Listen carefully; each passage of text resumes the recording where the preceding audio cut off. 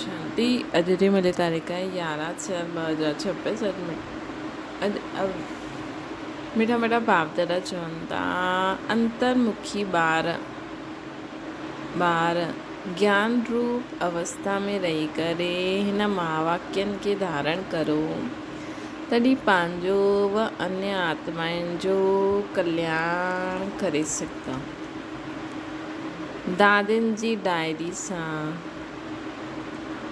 ईअं लिखियलु आहे ब्रैकेट में। अलाए इहे महावाक्य दादिन जी डायरी जा आहिनि या बाबा जा आहिनि, पर ईअं लिखियलु आहे। प्रश्न: सर्वोत्तम सच्ची सर्विस कहिड़ी आहे?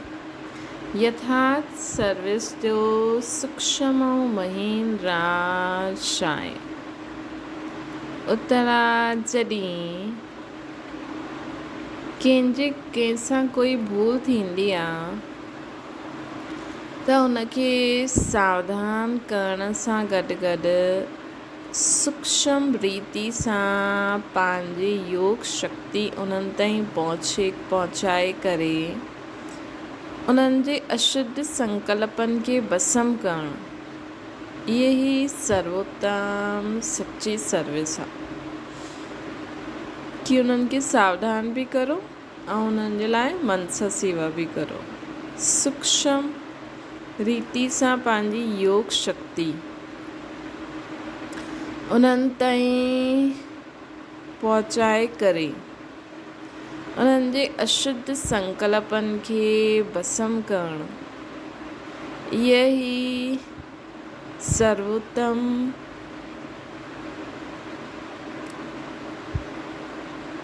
सच्ची सर्विस आहे। साथ साथ पंहिंजे मथां बि अटेंशन ॾियणो आहे।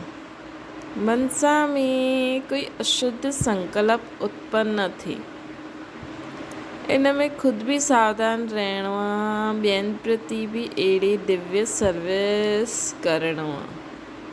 इहे ई सर्विस जो सूक्ष्म ऐं महीन राज आहे, है न। मनसा सेवा में कोई भी अशुद्ध संकल्प उत्पन्न न थिए, मतिलबु उन्हनि जे प्रति। इन में ख़ुदि बि सावधान रहणो आहे ऐं ॿियनि प्रति बि अहिड़ी दिव्य सर्विस करणी आहे। इहे ई सर्विस सूक्ष्म ऐं महीन राज आहे। ओम शांति। हर हिकु पुरुषार्थी ॿार पहिरियों अंतर्मुखी अवस्था अवश्य धारण करणी आहे। अंतर्मुखता में वॾो ई कल्याण समायल आहे। हिन अवस्था में ही अचल स्थिर धैर्यता, निर्माण चित्त इत्यादि दैवी गुणनि जी धारणा थी सकती है तथा संपूर्ण ज्ञानमय अवस्था प्राप्त थी सकती है। अंतर्मुख न थियण जे कारण उस संपूर्ण ज्ञान रूप अवस्था न प्राप्त थींदी आहे। छोजो जो बि कुझु महावाक्य सम्मुख ॿुधबा आहिनि, अगरि उन्हनि खे गहराई में वञी करे ग्रहण न कंदा, सिर्फ़ु उन महावाक्यनि खे ॿुधी करे रिपीट ई कंदा, त उहो महावाक्य वाक्य थी वेंदा आहिनि। जो ज्ञान रूप अवस्था में रही करे महावाक्य न ॿुधदा आहिनि, उन महावाक्यनि में माया जो परछायो पइजी वेंदो आहे। हाणे अहिड़ी माया जे अशुद्ध वाइब्रेशन सां भरे हुए महावाक्य ॿुधी करे सिर्फ़ु रिपीट करण सां ख़ुदि सहित ॿियनि जो कल्याण थियण जे बदिले अकल्याण थी वेंदो आहे। हिन करे ॿार हिकदमि अंतर्मुखी थियो। तॾहिं बाबा घड़ी घड़ी चईंदा न, पंहिंजे खे आत्मा सम्झो।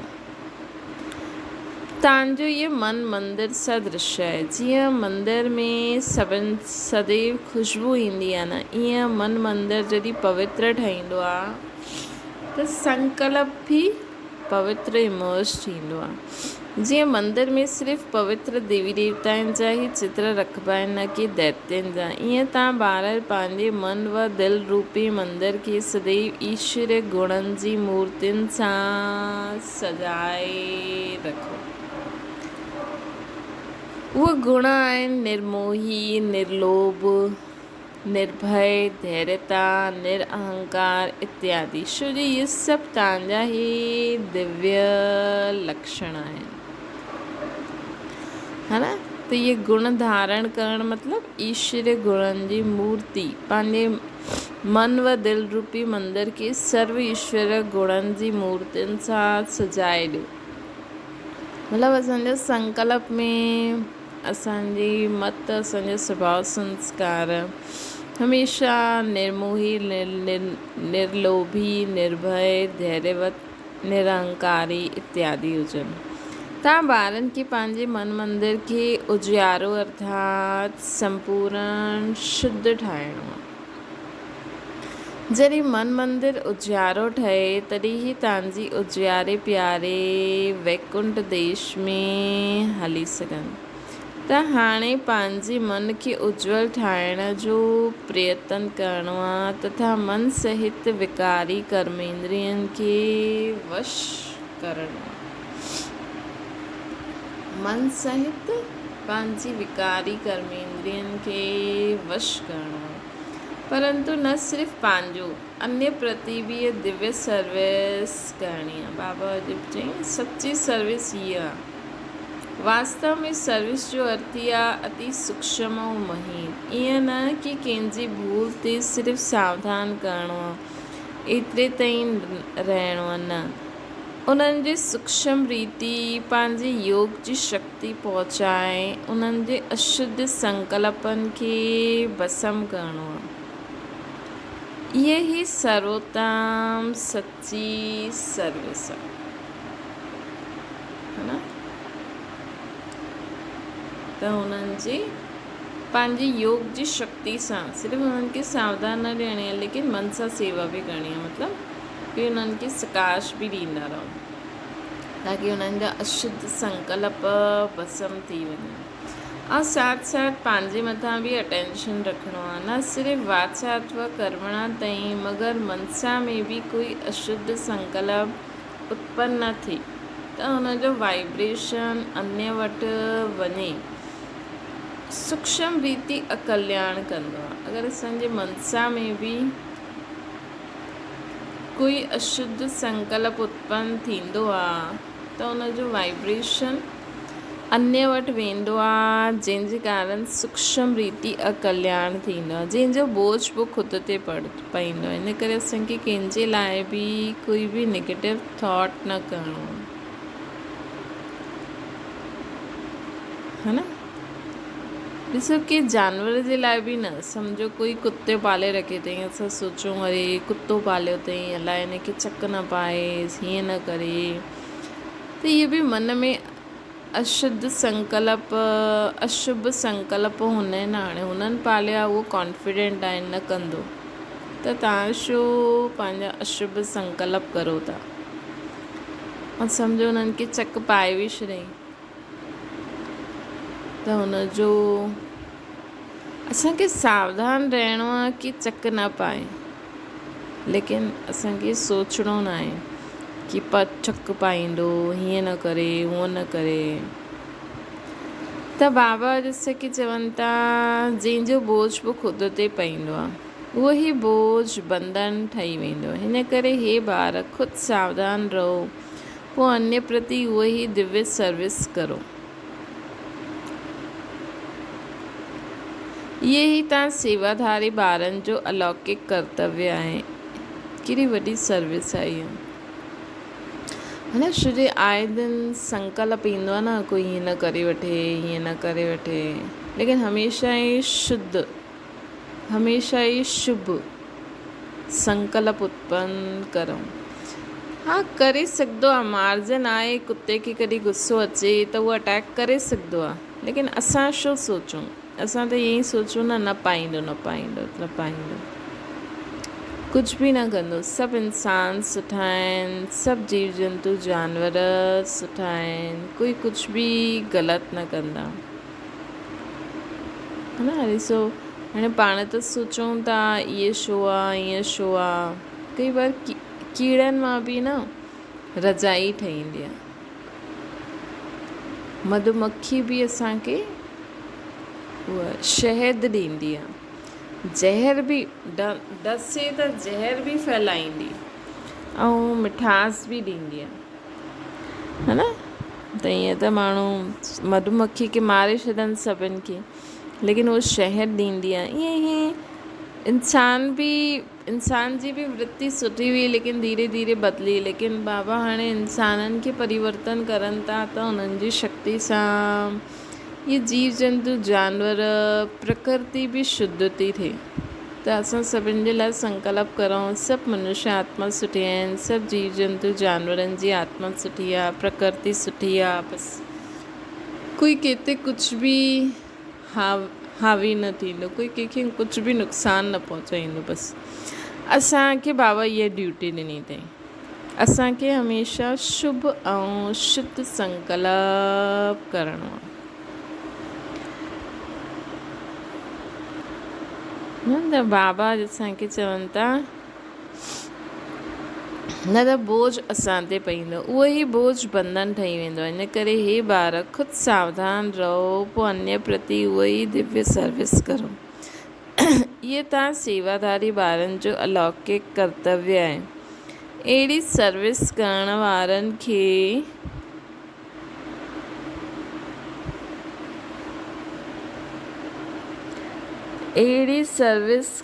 वारनि खे पोइ पंहिंजे प्रति कोई बि सर्विस न वठणी आहे। भल कॾहिं कोई अनायास भूल थी बि वञे त पंहिंजी बुद्धि बल सां द्वारा सदैव जे लाइ करेक्ट करे छॾो, है न।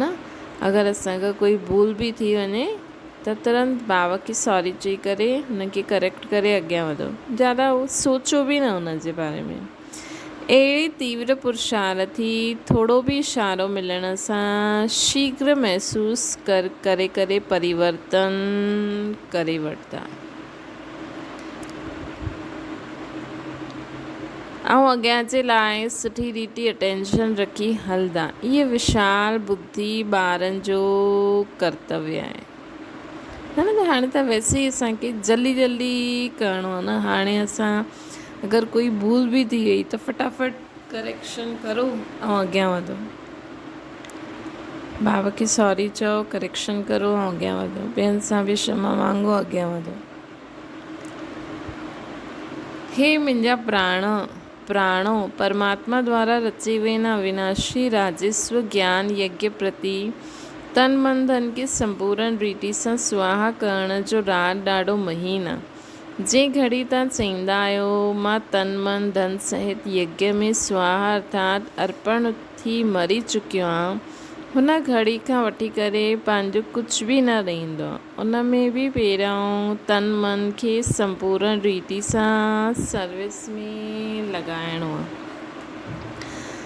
जॾहिं सभु कुझु यज्ञ अथवा परमात्मा जे प्रति आहे त पोइ पंहिंजे प्रति कुझु रही न सघंदो आहे। धन बि व्यर्थ न गवायो, मन बि अशुद्ध संकल्प विकल्प तरफ़ दौड़ी न सघंदो आहे। छोजी परमात्मा खे अर्पण करे छॾियो न। हाणे परमात्मा त आहे ई शुद्ध शांति स्वरूप, है न। छोजी असां सभु कुझु बाबा खे ॾेई छॾियो त धन बि व्यर्थ न, मन में बि कोई अशुद्ध संकल्प न। परमात्मा त ख़ुदि आहिनि ई शुद्ध शांति स्वरूप। हिन कारण अशुद्ध संकल्प स्वतः शांत थी वेंदो आहे। अगरि मन माया जे हथ में ॾेई छॾियो त माया वैराइटी रूप थियण जे कारण अनेक प्रकार जे विकल्प उत्पन्न करे मन रूपी घोड़े ते अची सवारी कंदी आहे।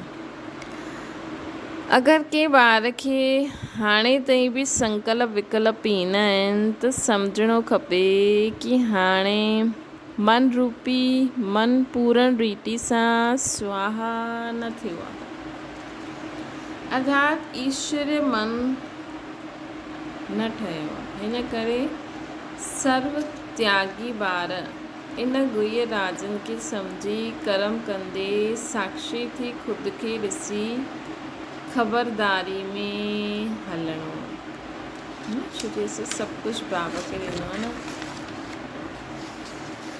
स्वयं गोपी वल्लभ तव्हां पंहिंजे प्रिय गोप गोपियुनि खे सम्झाइनि था कि तव्हां हर हिक जो वास्तविक सचो प्रेम कहिड़ो आहे। हे प्राणो, तव्हां हिक ॿ जी प्रेम भरी सावधानी तव्हां हिक ॿ खे प्रेम भरी सावधानी खे स्वीकार करिणो आहे। छो जी जेतिरो प्रिय फूल ओतिरो ई श्रेष्ठ परवरिश। फूल खे वैल्यूएबल ठाहिणु अर्थात मालिक खे कांटनि सां निकारणो पवंदो आहे न। वैसे तव्हांखे बि जॾहिं कोई सावधानी ॾींदा आहिनि त सम्झणो खपे जीअं उन्हनि मुंहिंजी परवरिश कई अर्थात मुंहिंजी सर्विस कई। हुन सर्विस अथवा परवरिश खे रिगार्ड ॾियणो आहे। इहे ई संपूर्ण ठहिण जी युक्ति आहे। कहिड़ी गहरी गहरी पॉइंट्स आहिनि। इहे ई ज्ञान सहित आंतरिक सचो प्रेम। मतिलबु कंहिंखे सावधान जे अज्ञान काल में कोई कंहिंखे सावधानी ॾींदो त सोचंदो न कि संबंधी हूंदो, अगरि सुठी सोच हूंदी त हुनखे शुक्रिया कंदो, न त माण्हू चवंदा हा हा मूंखे पतो आहे, ज़्यादा होशियारु न ठहो, है न। ईअं न, अगरि कोई असांखे सावधानी ॾिए थो त इहो मतिलबु कि ईअं न कि उहो होशियारु आहे असां कमज़ोर आहियूं। आंतरिक सचो प्रेम कि तव्हां बि जीवन में अॻियां वधो। केॾी गहरी ॻाल्हि आहे। हिन में ईअं न कि उहो होशियारु आहे ऐं असां घटि आहियूं, न उहो ईअं न सम्झाइण वारो ईअं सम्झे, न ॿुधण वारा ईअं सम्झनि कि असां कमज़ोर आहियूं। न कोई ॾिसो अगरि हलंदे गाॾी ते अगरि कंहिंजो दुपट्टो टायर में अड़े थो त चवंदा आहिनि न कि अरे रे तव्हांजो दुपट्टो मथे करो, त उहो उनखे शुक्रिया कंदा न। लेकिन कई माण्हू त उन्हनि खे उल्टो ई सम्झी वठंदा आहिनि, हा हा कुझु न थींदो, असांखे न पतो आहे छा। ईअं न, इहे आंतरिक सचो प्रेम।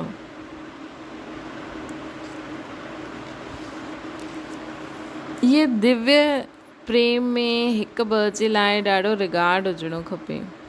हर हिकु ॻाल्हि में पहिरियों ख़ुदि खे सावधान करिणो आहे। ये निर्माण चित अति मधुर अवस्था आहे। अहिड़े प्रेम पूर्वक हलण सां तव्हांखे जीअं हिते ई उहो स्वर्ग जा सुहाना ॾींहं आंतरिक महसूसु थींदा, हुते त इहे प्रेम नेचुरल रहंदो।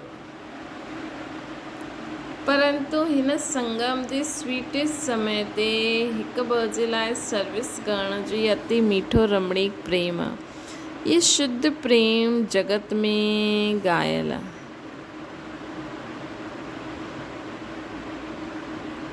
ये शुद्ध प्रेम जगत में गायल आहे। तव्हां हर हिकु चैतन्य फूल खे हरदम हर्षित मुख रहणो आहे। छो जो निश्चय बुद्धि थियण जे कारण तव्हांजी नस नस में संपूर्ण ईश्वर ताक़त समायल आहे। श्री असां निश्चय बुद्धि आहियूं कि असांखे असां सगत शिव बाबा आहिनि, त असांजे नस नस में केॾा शरीर जे नस में आत्मा जे हर संकल्प श्रीमत स्वभाव संस्कार में बाबा जी शक्ति आहे। ऐं हिन कलयुगी शरीर खे हलाइण लाइ बि असांखे ईश्वरीय शक्ति त खपे न।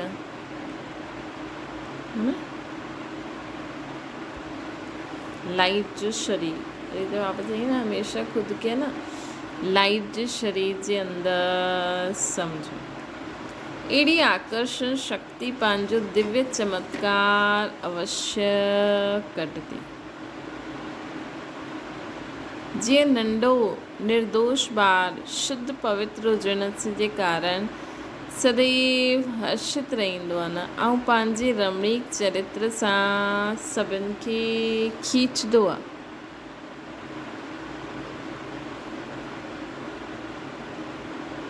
है न, ऐं पंहिंजे दिव्य रमणीक चरित्र सां सभिनि खे खींचदो आहे। वैसे त हर हिक जी अहिड़ी ईश्वर रमणीक जीवन हुजणी खपे। हिन जे लाइ तव्हांखे कहिड़ी बि युक्ति सां पंहिंजे आसरी सुभावनि ते जीत प्राप्त करणी आहे, है न। तॾहिं उहा शक्ति पतो लॻंदो न कि असां में उहा शक्ति आहे। जॾहिं असां हिन असुरनि जी दुनिया में रहंदे हुए आसरी सुभाउ, संस्कार, वृत्ति, सोच सभिनि सां न्यारा, सभिनि सां दूर जीत प्राप्त करे वठो। जॾहिं कोई खे ॾिसो कीअं क्रोध विकार जे वश थी मुंहिंजे साम्हूं ईंदो आहे त पंहिंजे साम्हूं ज्ञान स्वरूप थी बचपन जी मिठी रीति सां मुस्कुराईंदा रहो त उहो ख़ुदि शांति चित थी वेंदो। हुन लाइ असांखे पतो ई न हुजणो खपे कि क्रोध बि करे थो। जीअं सम्झो कुतो भौंकदो आहे त उहो असां सोचंदा आहियूं न इहो थोरी चवंदासीं गुस्सो थो करे, भई हुनखे कुझु बि पाणी खपे, रोटी खपे त उहो तव्हांखे भौंकदो। अगरि हुनखे रोटी बि खपंदी हूंदी त भौंकंदो। तव्हां थोरी चईंदा इहो मुंहिंजे मथां भौंके थो, गुस्सो थो करे। तव्हां त चईंदा इहो चए थो, भई हुनजी आवाज़ ई अहिड़ी आहे। तव्हां हुनखे मिठे रीति चईंदा, हा भई ॾियां थी रोटी, ॾियां थी। इहे अगरि कोई क्रोधी बि तव्हांजे साम्हूं अचे, तव्हां पंहिंजे शांति चित ज्ञान स्वरूप धारण करे हिकदमि बचपन जी मिठी रीति सां मुस्कुराईंदा रहो। जीअं बाबा चई न कि जेको शुद्ध पवित्र ॿार हुजण जे कारण, निर्दोष ॿार, नंढो निर्दोष ॿार शुद्ध पवित्र हुजण जे कारण सदैव हंसदो रहंदो आहे। उहो कुझु ग़लती बि करे त बि हुनखे कुझु लॻंदो ई न आहे कि हुन ग़लती कई अथई। मूंखे त मज़ो ईंदो आहे। लेकिन असांखे त ज्ञान स्वरूप स्थिति में स्थित थी करे मिठी रीति सां मुस्कुराईंदे हुए रहो, ख़ुशि शांतित रहो, अर्थात विस्मृति स्वरूप सां स्मृति स्वरूप में रहो त उहो ख़ुदि शांतित थी वेंदो। भले उन्हनि खे पतो न पए, लेकिन सूक्ष्म रीति सां उन्हनि जे मथां जीत पाए करे मालिक ठही वेंदव तव्हां। जीत पाए करे मालिक थी वेंदव तव्हां। इहा मालिक ऐं बालिकपन जी सर्वोत्तम शिरोमणी आहे। भई हुन त असां ते क्रोध कई, असां त पंहिंजे बचपन जी ज्ञान स्वरूप थी मिठी मुस्कुरायो। असांखे त पतो ई न आहे कि उहो क्रोध बि करे थो, त उहो बि शांति थी वियो। मतिलबु असां क्रोध ते विजय प्राप्त करे छॾी त मालिक बि थी वियासीं। शिरोमणी विधि आहे। ईश्वर जीअं संपूर्ण ज्ञान रूप, वैसे पोइ संपूर्ण प्रेम रूप भी आहे। ईश्वर में ॿई ही क्वालिटीज़ समायल आहिनि, परंतु फर्स्ट ज्ञान, सेकंड प्रेम।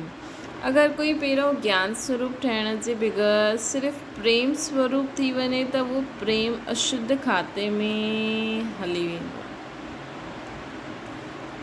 हिन करे प्रेम खे मर्ज करे पहिरों ज्ञान रूप ठही भिन्न भिन्न रूपनि सां आई हुई माया ते जीत पाए करे पुठियां प्रेम रूप ठहिणो आहे।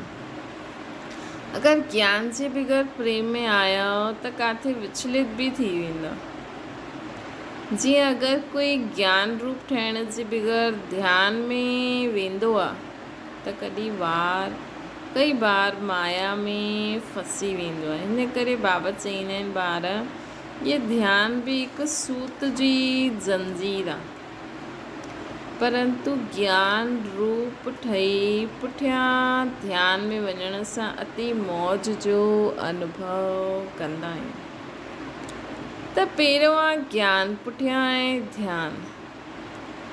ध्यानिष्ठ अवस्था सां ज्ञानिष्ठ अवस्था श्रेष्ठ आहे। इन करे हे ॿार पहिरियों ज्ञान रूप ठही पोइ प्रेम इमर्श करिणो आहे। ज्ञान बग़ैर सिर्फ़ु प्रेम हिन पुरुषार्थी जीवन में विघ्न विझंदो आहे। साक्षीपन जी अवस्था ॾाढी मिठी रमणीक ऐं सुंदर आहे। हिन अवस्था ते ई अॻियां जी जीवन जो सॼो मदार आहे। साक्षीपन जी स्थिति इहा अति मिठी ऐं रमणीक ऐं सुंदर आहे। हिन अवस्था ते ई अॻियां जे जीवन जो सॼो मदार आहे। जीअं कोई वटि कोई शारीरिक भोगना ईंदी आहे, हुन समय अगरि उहो साक्षी स्वरूप अवस्था में उपस्थित थी हुनखे भोगदो आहे त पास्ट कर्मनि जो भोग चुकतू बि कंदो आहे। साथ साथ फ्यूचर जे लाइ सुख जो हिसाब बि ठाहींदो आहे।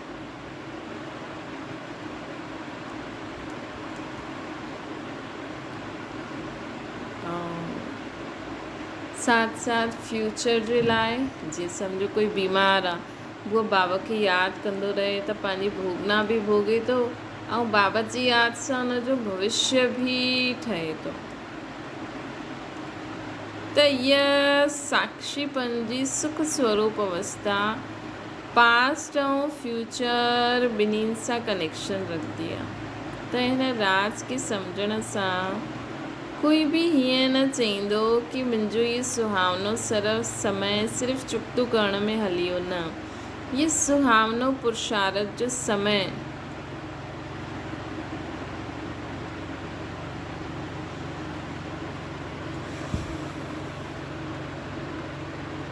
जे समय ॿई कार्य संपूर्ण रीति सां सिद्ध थींदा आहिनि। ईअं ॿई कार्यनि खे सिद्ध करण वारा तीव्र पुरुषार्थी ही अतीन्द्र सुख व आनंद जे अनुभव में रहंदा।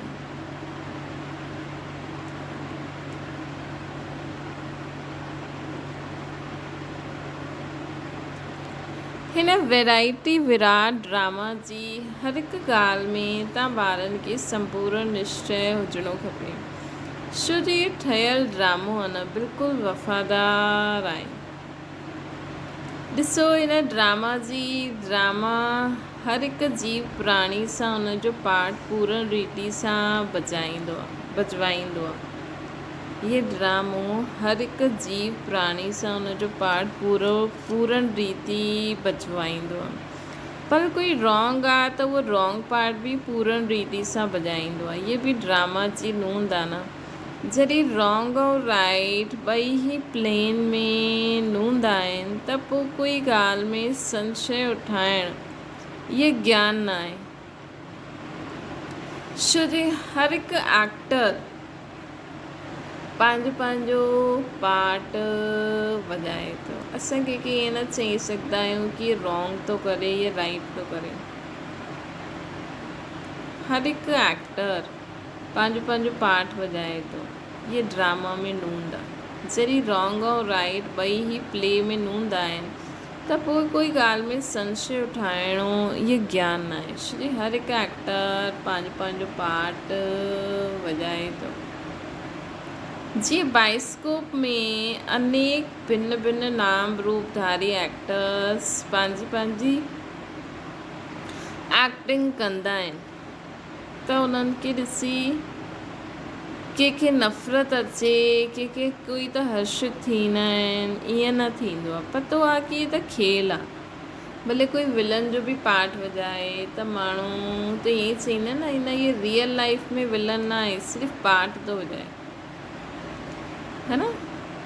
त उनखे ॾिसी कंहिंखे नफ़रत अचे, कंहिंखे हर्षित थिए, ईअं न थींदो आहे। पतो आहे कि इहो त खेल आहे जंहिंमें हर हिक खे पंहिंजो गुड व बैड पार्ट मिलियो आहे। वैसे ही हिन अनादि ठहे हुए बाइस्कोप खे बि साक्षी थी हिकु रस अवस्था सां हर्षित मुक्त थी ॾिसंदो रहणो। हिन ड्रामा खे बि ईअं ॾिसंदा रहो। संगठन में इहे पॉइंट्स ॾाढी सुठी रीति धारण करणी आहे। हिन अनादि बाइस्कोप खे बि साक्षी थी करे हिकु रस अवस्था में हर्षित थी ॾिसणो आहे।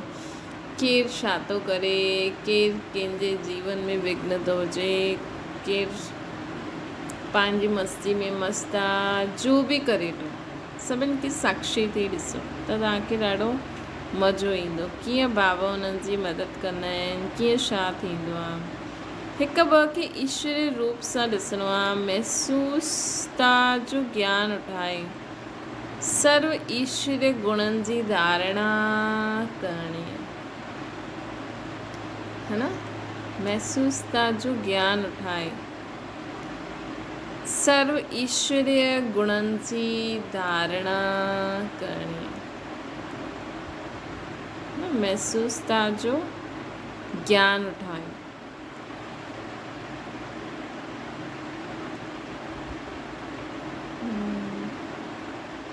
हिकु ॿ खे ईश्वर रूप सां ॾिसणो आहे। महसूसता जो ज्ञान उठाए सर्व ईश्वरीय गुणनि खे धारण करिणो आहे। पंहिंजे लक्ष्य स्वरूप जी स्मृति सां शांत चित, निर्माण चित, धैर्यवत, मिठास, शीतल इत्यादि सर्व गुण इमर्श करना है। शांत चित, निर्माण चित, धैर्यवत, मिठास, शीतलता इत्यादि सर्व गुण इमर्श करना है ना। जॾहिं ॿुधंदा आहियूं, जॾहिं उन ते वीचार कंदा आहियूं त केॾा सुठा गुण लॻंदा आहिनि, हुन स्वरूप में सिद्ध थी वेंदा आहियूं। लेकिन कर्म क्षेत्र में बि असांजे अंदरि इहे सभु हुजिणो खपे। जी जॾहिं ॿुधंदे या प्रैक्टिस कंदा आहियूं कि हा हीअं थींदो त मां शांति रहंदमि, धैर्यता रखंदमि, चईंदा आहिनि न अॼु खां मां ईअं कंदमि, त उहे स्टेज केॾी सुठी हूंदी आहे। लेकिन कर्म क्षेत्र में बि उहो असांखे प्रैक्टिकल करिणो आहे। शीतलता इत्यादि सर्व गुण इमर्श करणा आहिनि।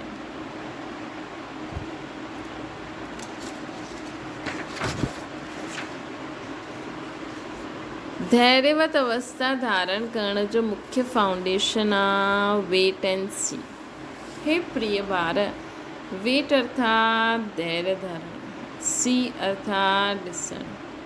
पंहिंजे दिलि भीतर पंहिंजे धैर्यवत गुण धारण करे उन खां पोइ ॿाहिरि में वैराइटी ड्रामा खे साक्षी थी ॾिसणो आहे। पहिरियों धैर्यता जो गुण धारण करो, पोइ ॾिसो। जॾहिं जेसिताईं कोई बि राज ॿुधण जो समय समीप अचे तेसिताईं धैर्यवत गुण खे धारण करणी आहे। समय अचण ते हुन धैर्यता जे गुण सां राज ॿुधण में कॾहिं बि विचलित न थींदो। हिन करे हे पुरुषार्थी प्राण जरा ठहिरो ऐं अॻियां वधी करे राज ॾिसंदा हलो। इहे ई धैर्यवत अवस्था में सॼो कर्तव्य संपूर्ण रीति सां सिद्ध थींदो आहे।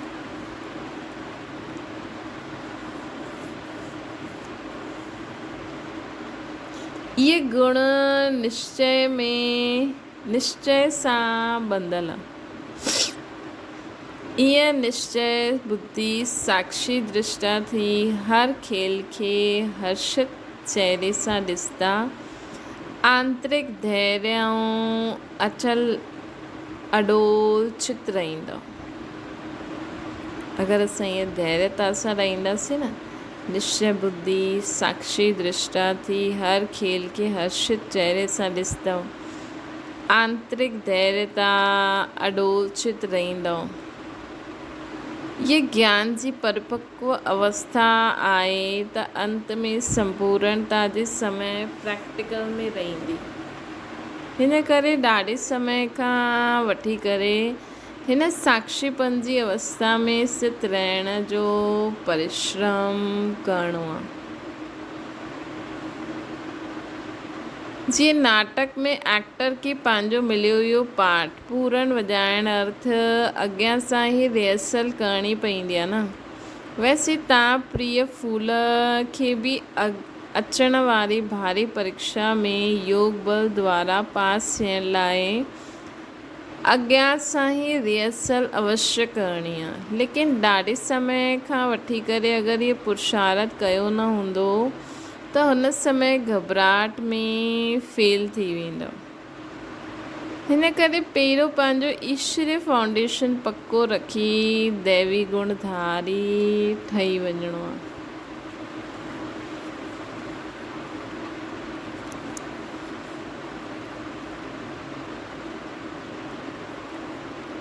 ज्ञान स्वरूप स्थिति में स्थित रहण सां स्वतः शांत रूप अवस्था थी वेंदी।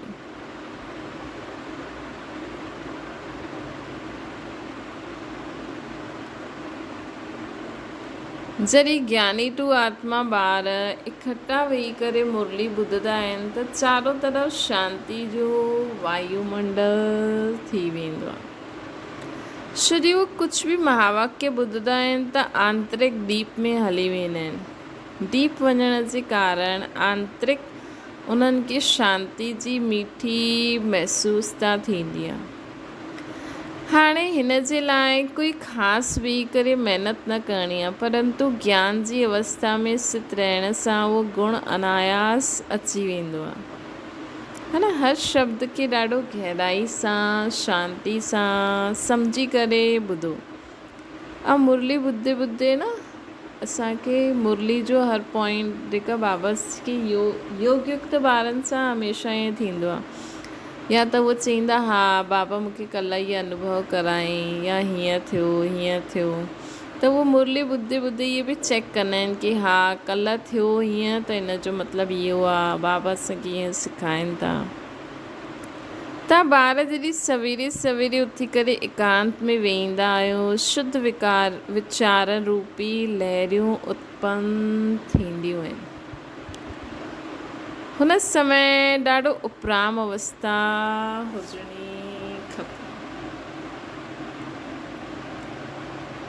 पोइ पंहिंजे निजी शुद्ध संकल्प में स्थित थियण सां अन्य सभु संकल्प आप ही शांत थी वेंदा आहिनि। जॾहिं असां शुद्ध संकल्प उत्पन्न कंदा आहियूं न त बाक़ी सभु संकल्प आप ही शांत थी वेंदा आहिनि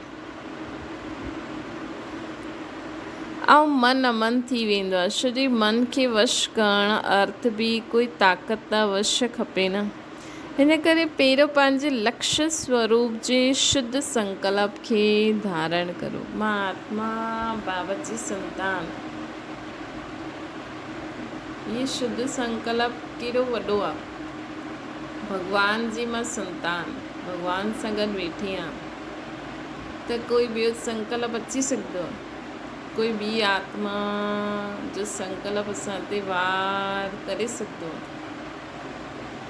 ऐं असां संकल्प करो कि असां सभु बाबा जा ॿार शुद्ध आत्मा आहियूं त बसि ख़तमु ॻाल्हि। जॾहिं आंतरिक बुद्धि जो क़ाइदे प्रमाण हूंदो त तव्हांजी निर्संकल्प अवस्था स्वतः ई थी वेंदी। असां सभु बाबा जी संतान शुद्ध आत्माएं आहियूं, शक्तिशाली आत्माएं आहियूं, शांत आत्माएं आहियूं, प्रेम स्वरूप आत्माएं आहियूं, ज्ञान स्वरूप आत्माएं आहियूं, आनंद स्वरूप आत्माएं आहियूं, मास्टर सर्वशक्तिवान आहियूं। सभु आत्मा दैवी गुण संपन्न आहिनि।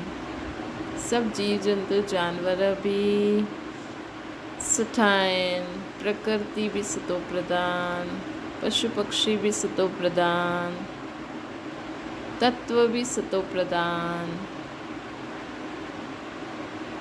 बस ख़त्म ॻाल्हि। असां हिन संकल्प में वेही रहूं कि सभु शुद्ध आहिनि, सभु सतो प्रधान आहिनि त कोई ॿियो संकल्प असां ते वार ई न करे सघंदो। अच्छा, मीठी मीठी ज्ञान गुलज़ारी, ज्ञान सितारनि प्रति बाप दादा जो यादि प्यार, गुड मॉर्निंग ऐं नमस्ते। धारणा जे लाइ मुख्य सार, पंहिंजे लक्ष्य स्वरूप जी स्मृति में शांत चित, निर्वाण चित, धैर्यवत, मिठास, शीतलता आदि सर्वदैवी गुण धारण करणा है। शांत चित, निर्माण चित, धैर्यवत, मिठास, शीतलता, सब गुण धारण करणा है। ॿियो आहे निश्चय बुद्धि साक्षी दृष्टा थी हिन खेल के हर्षित मुख चेहरे सां ॾिसंदे आंतरिक धैर्यवत ऐं डबल चित रहणो आहे, अडोल रहणो आहे। निश्चय बुद्धि साक्षी दृष्टा थी हिन खेल के हर्षित चेहरे सां ॾिसंदे आंतरिक धैर्यवत अचल अडोल रहणो आहे।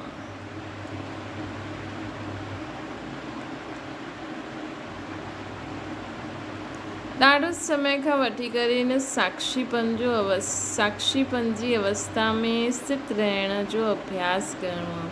बाबा चई न, वेट एंड सी। साक्षी थी हर हिक खे ॾिसो, धैर्यवत अवस्था में स्थित थी करे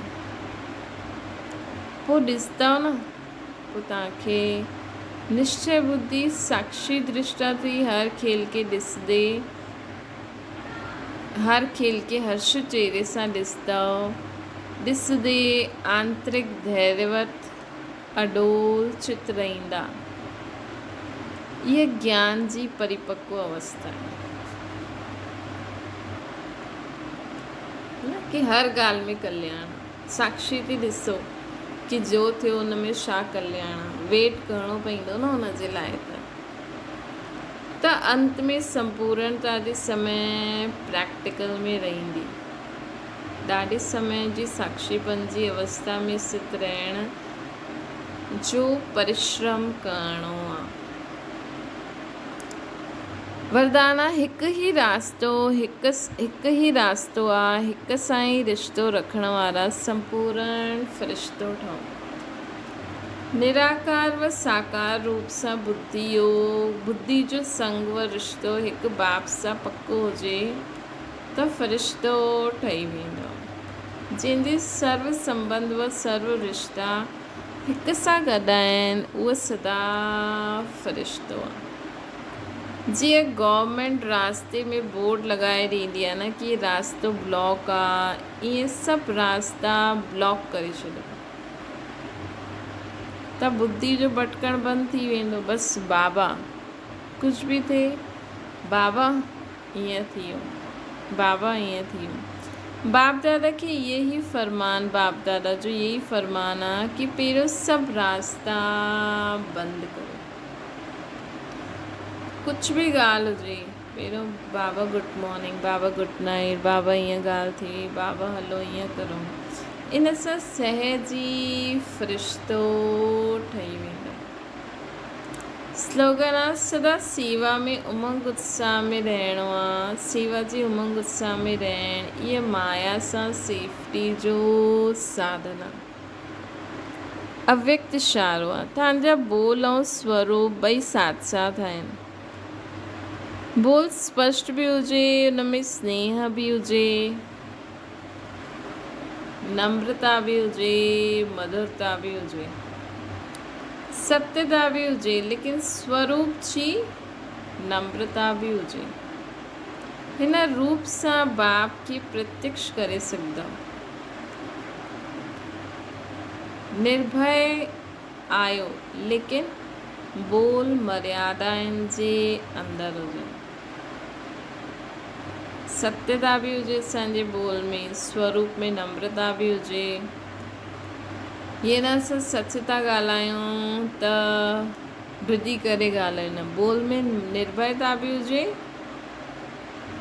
ऐं मर्यादा भी हुजे। कई बार थींदो न, माण्हू सच खे ॾाढो जोर सां चिल्लाए करे, मर्यादा ईअं न हूंदी, लेकिन असांजे बोल में मर्यादा भी हुजे, नम्रता भी हुजे, सत्यता भी हुजे, मधुरता भी हुजे, स्नेह भी हुजे। अॼु बाबा केॾी सुठी ॻाल्हि ॿुधाई, असां कंहिंखे सावधानी ॾियूं कुछ करेक्शन, कुछ ॿुधायूं त उन्हनि खे ईअं लॻे कि इहे मुंहिंजे फ़ाइदे जे लाइ सोचे थो। उहो जॾहिं असां उन्हनि जे फ़ाइदे जे बारे में सोचे करे पोइ ॻाल्हाईंदासीं न त उन्हनि खे लॻंदो। उहो इहो थींदो आहे प्रेम।